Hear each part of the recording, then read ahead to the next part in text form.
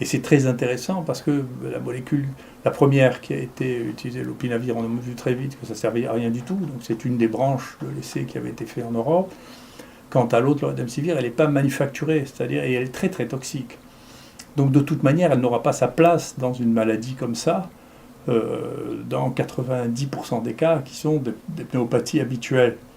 Et donc on finit par se demander si c'est pas un médicament virtuel, comme vous savez qu'il y avait un restaurant à Londres qui n'existait pas et des farceurs ont commencé à cliquer sur TripAdvisor. Et au bout de 6 mois, c'est devenu le restaurant numéro 1 de tout Londres.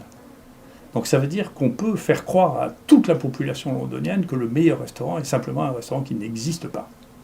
Donc il faut se faire attention à l'information, son traitement. Je ne crois pas que là, pour le remdesivir, soit des farceurs. Je pense qu'il y a des milliards qui se sont échangés autour de l'action de Gilead au fur et à mesure qu'on disait que ça allait marcher ou que ça n'allait pas marcher. Il y a eu des hauts et des bas qui portent sur des milliards, si vous voulez, sur un médicament dont la chance qu'on l'utilise dans une maladie de cette nature-là est extrêmement faible, d'autant que la partie dangereuse de la maladie est une partie qui n'est plus virologique, mais essentiellement une partie immunologique, de réponse de l'autre, qui est trop violente et qui explique ça.